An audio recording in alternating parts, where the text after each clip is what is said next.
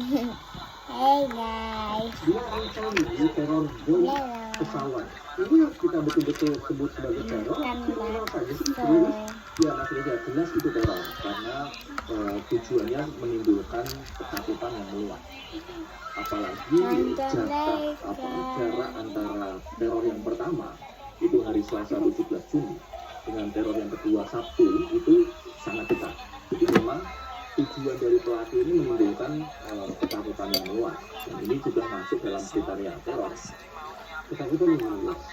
Assalamualaikum warahmatullahi wabarakatuh. Sobat Manila, saya pikir kita tidak bisa berandai-andai bahwa ini orang iseng, ini orang kurang kerjaan, apalagi ini orang kurang waras. Lagi pertanyaannya, kenapa yang diincar adalah pesawat? Kenapa yang diincar adalah pesawat Saudi Airlines? Dan kenapa yang diincar adalah pesawat Saudi Airlines yang tengah mengangkut penumpang jamaah haji dari Indonesia? Rangkaian pertanyaan itu akan kita perbincangkan di ruang diskusi Madinah dengan Mas Ridwan Habib, Direktur di Indonesia Intelligence Institute. Terima kasih Mas Ridwan sudah hadir Mas Ridwan. Kita lanjutkan yang tadi ya. Kalau bagi saya Mas, sepanjang apalagi kemudian otoritas terkait sudah mulai menyebut sebagai hoax belaka. Kalau hoax agak mendramatisir tidak ya? Seandainya kemudian kita berikan undang-undang teror. Ya, sebenarnya teror menggunakan email ataupun menggunakan VPN radio. Jadi yang pertama itu latihan Selasa itu kan menggunakan email. Yang kedua yang hari Sabtu itu terornya menggunakan radio komunikasi. Itu dua-duanya sudah masuk dalam kriteria teror, walaupun faktanya memang tidak ada bomnya di dalam pesawat. Tetapi bahwa ada indikasi kemudian menimbulkan kepanikan, menimbulkan ketegangan, membuat pilot harus mengikuti prosedur pivot. Jadi pilot ketika dia mendapatkan ancaman bom sekecil apapun, bahkan hanya sekedar penumpang iseng, penumpang misalnya jengkel sama pramugari terus, Mbak, saya bawa bom loh, nah itu udah langsung harus pivot. Tidak boleh dianggap sendagurau, Tidak boleh dianggap sendagurau walaupun jelas mungkin bergurau.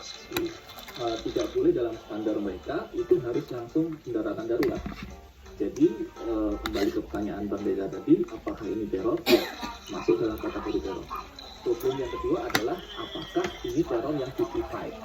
Tadi ada teror yang justified? ya, justified misalnya dia melakukan ancaman dan di dalam pesawatnya ada pelakunya, ada barangnya, ada bahan peledaknya, maka ini justified komplit sebagai sebuah teror. Tapi kan faktanya dua-duanya enggak.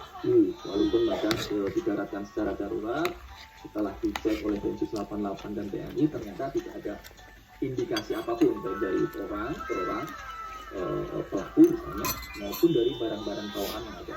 Secara kebetulan diskusi Madilog beberapa hari lalu juga mengangkat tema tentang Hambali. Hambali salah seorang tokoh besar lah ya terkait dengan bom Bali, bahkan juga disebut-sebut sebagai bos besar Al-Qaeda di wilayah Asia Tenggara yang konon akan pulang. Maksud saya akan keluar dari Guantanamo. Ya. Dan sekarang jadi polemik apakah boleh atau tidak masuk ke gerbang Indonesia. Nah, teror terkait dengan ancaman bom di pesawat ini ada kaitan ke sana tidak? Atau kita harus kaitkan ke kelompok-kelompok teror lain seandainya ada? Ya, saya nonton itu Bang ya dengan Ustaz Haris ya. Betul.